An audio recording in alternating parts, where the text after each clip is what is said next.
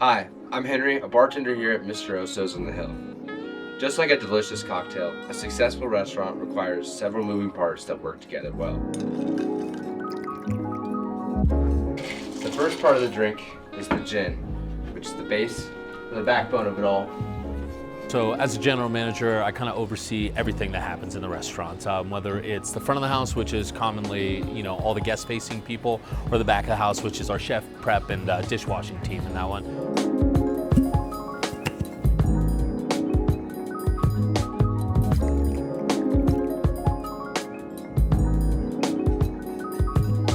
Just oversee day-to-day operations, make sure everything's running smoothly, while also looking at budgets and making sure that we're in line with the financial side of things as well. The next part of the drink is the Campari, which provides the bitterness and the intensity. Kitchens are inherently a very negative space. You got to think about it. It's fast-paced, it's hot, and it's a thankless job. Realistically speaking, like when you think about going out to a restaurant and you go eat, and you say thank you at the end of your meal, who are you talking to? You're talking to the manager, you're talking to the host, you're talking to your server.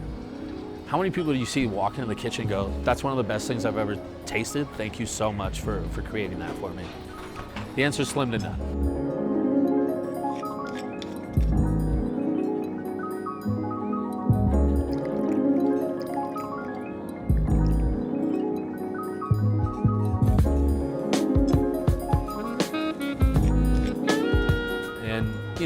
That's why some people are lifetime back of the housers and some people are lifetime front of the housers. They just know where their skill set lies.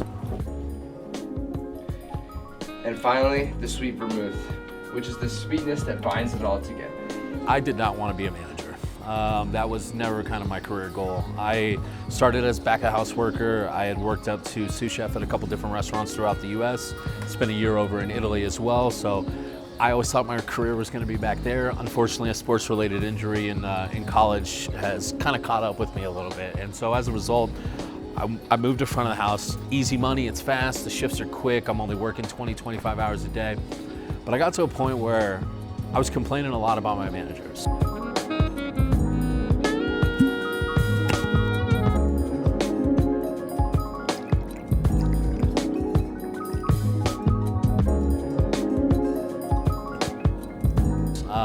And I really had a come to Jesus moment, if you will, where I had a conversation with my wife where I had been bitching about the same people for 3 months straight. And she said, look, at some point, either you do it or you need to shut the fuck up.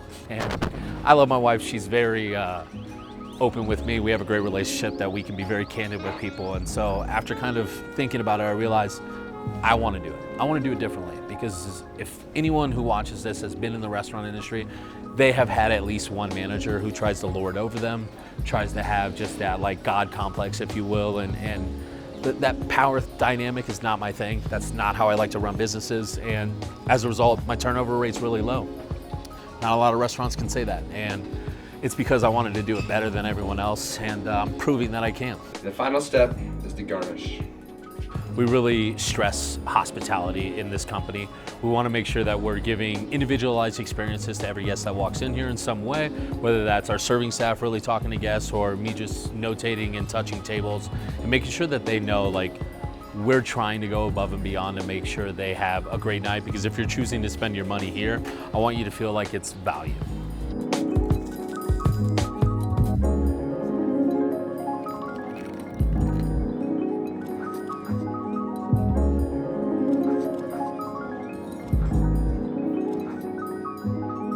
Culture is a word that gets used a lot, and it's probably my #1 core value when I'm looking at building a restaurant team.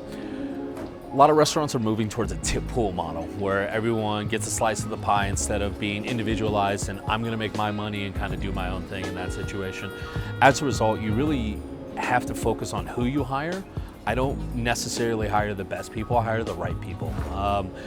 If we're all gonna be sharing, I need to make sure that people are gonna get along with each other, but also willing to work as a team. There's a lot of great players out in the restaurant industry, but not a lot of team players.